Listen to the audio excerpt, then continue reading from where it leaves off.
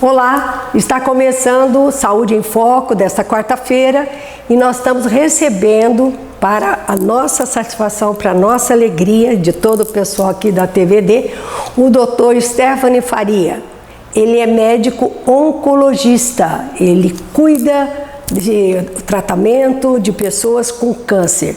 O médico, ele vem em Mococa toda segunda-feira e atende na Unimed, na unidade da Unimed, que fica aqui perto do PPA. O Dr. Stephanie Faria é uma referência em oncologia e a gente procurou falar com ele porque nós estamos já no final do ano, estamos em dezembro, estamos terminando o ano e para nós foi assim uma honra que ele viesse e desse mais informação sobre essa doença que é tão triste. Tudo bem, doutor Stephanie? Tudo bem, Sônia. Mais uma vez, obrigado aí pelo convite. Fico muito feliz de estar aqui com você em Mococa para ajudar a população mocoquense e esclarecer mais coisas sobre essa doença tão temida na maior parte da população. Ô, doutor Stephanie, quantos tipos de câncer? Existem, acho que, milhares? Ou... Porque qualquer parte do corpo pode ter um câncer.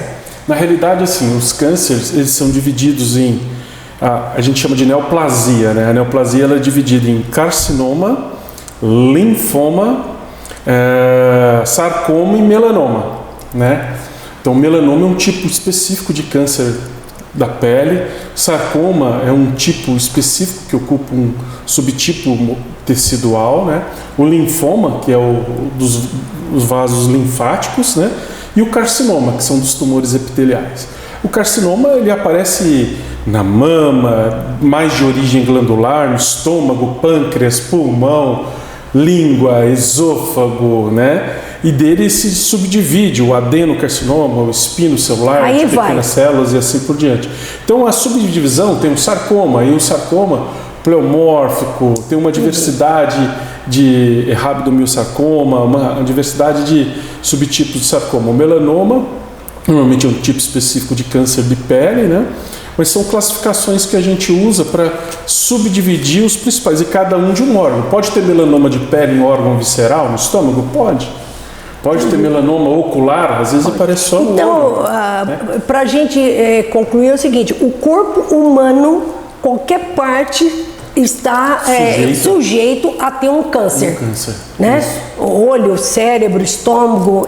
Agora, isso não há como evitar, porque é uma coisa que aparece quietinho, às vezes a pessoa não tem sintoma nenhum, né, doutor?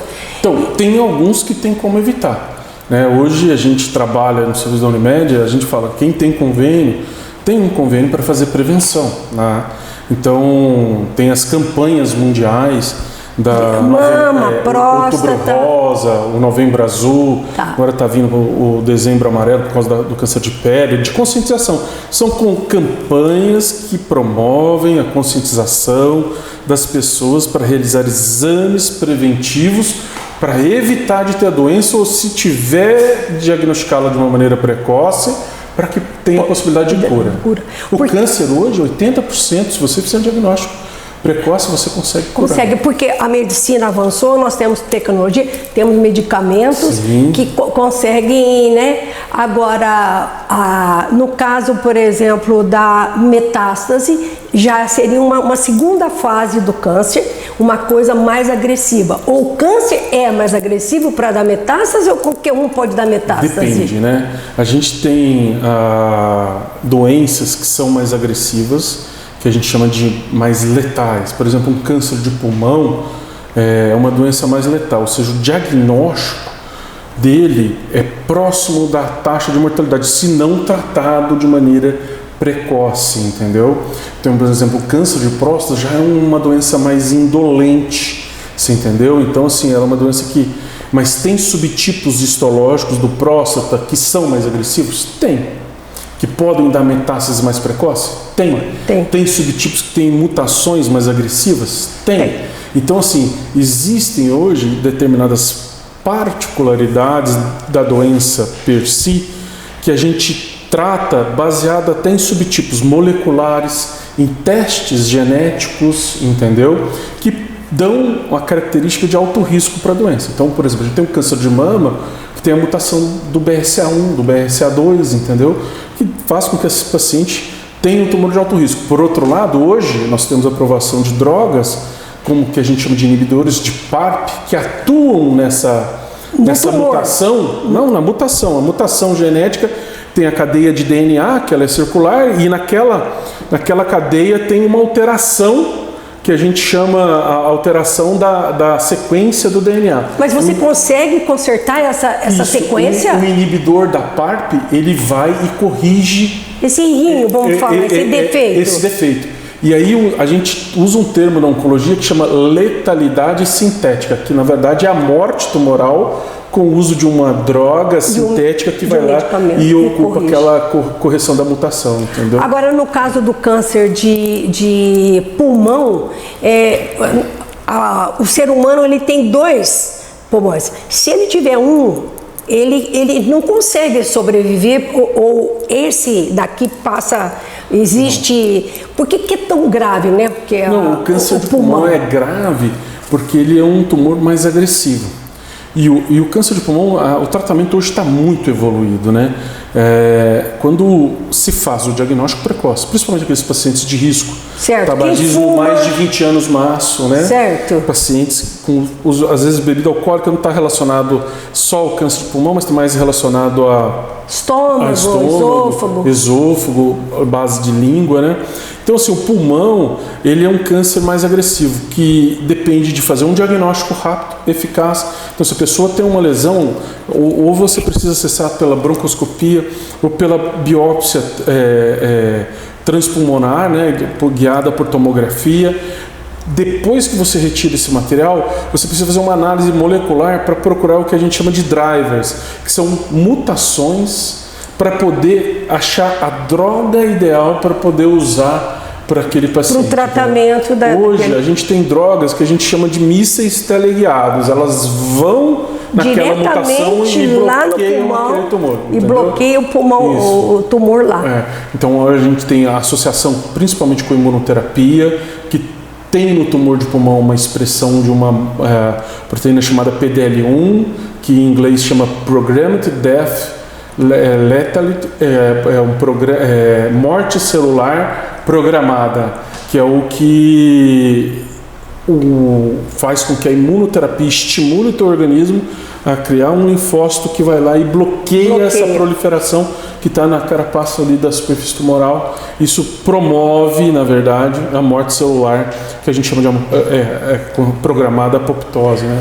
Como é que está, doutor Stefano, o atendimento aqui em Mococa? O senhor vem na segunda-feira e não tem horário, né? Isso. Sempre, porque assim, tem muito paciente, muitas pessoas procurando. Da última vez que eu tive aqui, a gente tinha praticamente inaugurado o serviço fazia pouco tempo, inaugurou 1º de abril.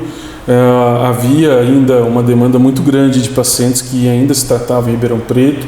Aos poucos os pacientes foram conhecendo, aos poucos os pacientes foram iniciando o tratamento, foram dando certo, e eu acho que o boca a boca foi fazendo com que as coisas dessem certo adiante. Então a gente está com uma taxa de atendimento muito alta, graças a Deus. Uma vez por semana só ainda está dando conta? O raciocínio que o Paulo Cruz, o presidente da Unimed, teve, essa inovação de trazer para Mococa, facilitar a vida da população, muito bom, tem dado certo, né? Eu acho que foi uma estratégia positiva para a população. Tem gente, é um problema, é lógico, a mudança de médico, quem está acompanhando há muito tempo, ter essa quebra de relação médico-paciente, até adquirir confiança para poder fazer o tratamento em Mococa. Para fazer o tratamento, o profissional vem de Campinas para cá. Então, assim, isso leva um tempo, né? Mas eu acho que a população tem aceitado isso de uma maneira tranquila. A gente tem tido os bons resultados, entendeu? Aqui, de uma maneira geral, com a população. Eu acho que a população só tem a ganhar com essa disseminação de conhecimento. Eu acho que, de uma maneira geral, a oncologia, como envolve um tratamento complexo como a quimioterapia, precisa de um tratamento de suporte. Acho que a equipe também hospitalar está melhorando cada vez mais para prestar suporte, né? Tem que ter uma integração conjunta. Eu acho que futuramente a gente vai ter que ter uma equipe de cuidados integrativos, né, que a gente chama, junto nesse centro, para poder prestar suporte integral para o paciente, porque não é só o oncologista, mas também tem nutricionista, psicólogo, às vezes pneumo, endócrino, médico paliativista, que a gente chama de há uma intenção, né, da Unimed Mococa montar essa equipe, doutor? Eu acho que isso é uma coisa futura, que tem que ser pensada, né? Porque quando você vai subir a escada, você tem que subir degrau por degrau. Não dá pra gente pular do primeiro pro 10º degrau. Então, eu acho que à medida que as coisas vão se construindo, eu acho que aos poucos o suporte vai aparecendo. Eu penso que o paciente que hoje tem um conforto de estar aqui, batia no hospital, o médico fala, não, tem que ir para Ribeirão Preto, passando mal, pegar a estrada, hoje já não precisa mais disso. O médico está aqui, vai na Santa Casa, liga para a gente presta o suporte à distância, se precisar, orienta o que tem que ser feito, sabe do caso clínico do paciente, entendeu? Para que o paciente sinta-se de uma maneira mais protegida. Mais humanizada. O doutor, nós estamos conversando com o doutor Stephanie Faria.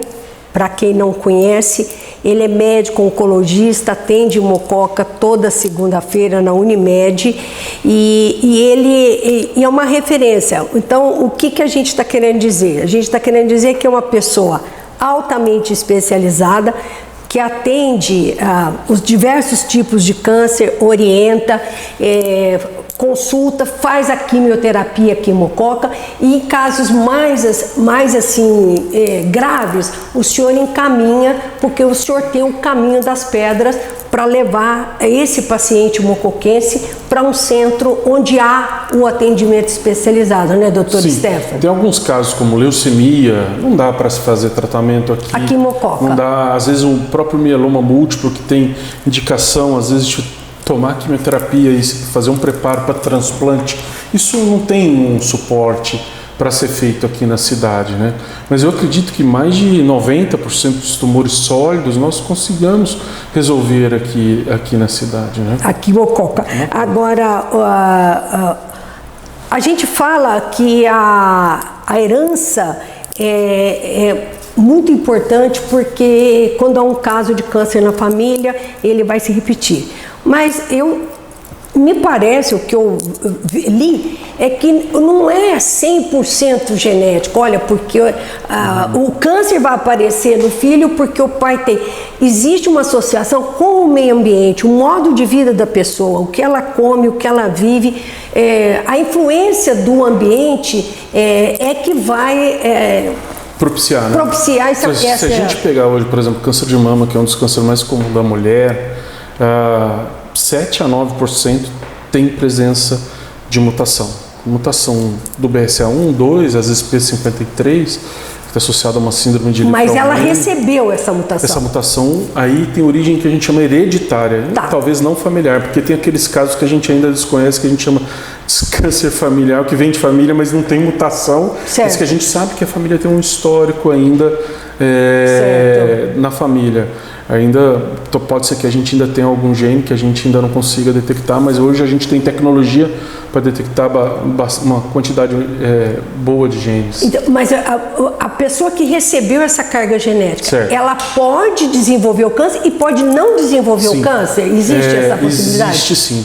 5% durante a vida podem não desenvolver o câncer, dependendo do tipo de mutação, como BRCA1, BRCA2, ATM, TEAC2, que são PALB2 também, que são mutações que estão associadas ao câncer de mama.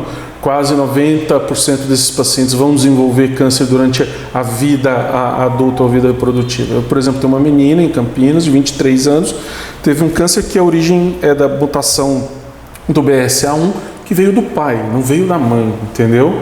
Então, e como é que descobre isso? O médico tem que solicitar. Nós solicitamos isso para o paciente. Tem alguns critérios para a gente solicitar. Então, às vezes, pacientes com menores de 35 anos, praticamente com câncer, é básico você fazer uma solicitação de um teste genético. Parente de 1 a 2 pacientes. Mas aqui no Brasil é feito esse exame? É feito esse exame. É caro esse exame? Relativamente, já foi muito mais caro. Eu tenho uma paciente que em 2006 fez um BRCA1, BRCA2, pagou R$12.000 e mandou para fazer em St. Louis, na Universidade de Washington, esse exame, e para fazer só 2 genes, que é o BRCA1 e o BRCA2. Hoje, um exame em torno de 24 genes está em torno de R$1.500. Se você for fazer um exame de 101 genes, que é o mais amplo, em torno de R$1.900. Então, assim, passou a ser mais acessível, os laboratórios têm tecnologia para detectar, parcelam isso em mais vezes para propiciar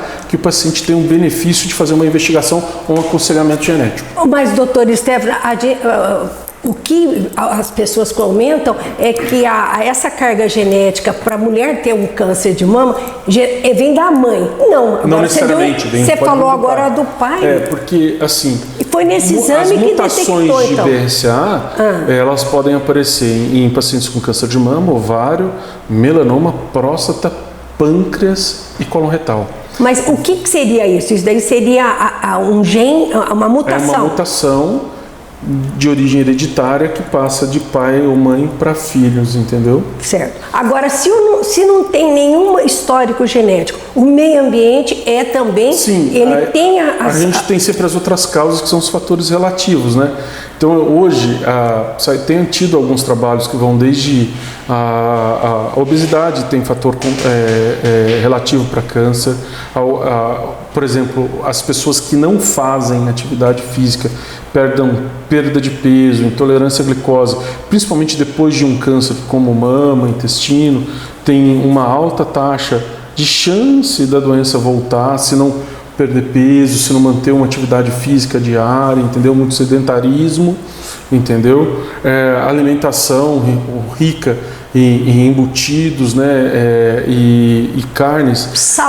Sódio. O sódio é um fator mais cardiológico, mas não necessariamente específico. Não de câncer. Para câncer, né? Mas o sal, ele está naqueles alimentos embutidos, com alta salsicha, presunto, salame, né? Certo. Tem uma alta taxa de sódio, entendeu? Para poder manter aquele produto num tempo maior de conservação, né?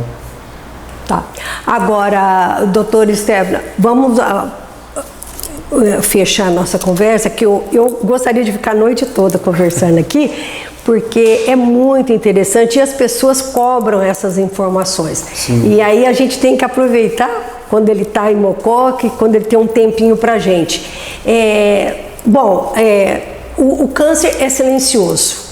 Então, às vezes a pessoa está e não tem algum sinal que ele está com câncer. As dicas seriam se cuidar. Agora, dependendo, por exemplo, o fator ambiental que eu estou falando, às vezes o local de trabalho, porque ar, água e terra faz parte do ambiente. Sim. Mas pode ter um fator cancerígeno no contexto? Tem exposição por exemplo, quem trabalha com produto químico de lavoura, por exemplo, tem exposição a produto químico, que são os organofosforados, organoclorados. Então, entra pela respiração. Sim, por exemplo, antigamente a gente tinha um tumor de pulmão, que é o mesotelioma, que estava associado ao amianto, que tinha aquelas telhas de amianto para fabricação. O amianto é um dos principais causadores do mesotelioma, você entendeu? Se a gente for falar de água, tem água com contaminação, às vezes de mercúrio, chumbo e outros metais pesados que também podem contribuir para a formação de câncer de uma maneira de exposição por longo prazo, né? Às vezes... Inseticida que está nos órgãos clorados, órgãos fosforados, né? Que tá na agricultura, quando usa, é altamente cancerígeno. Que mais? De alimentação a gente já falou, mas do ambiente era a água, a terra, o ar, que é a aspiração. Alimentação.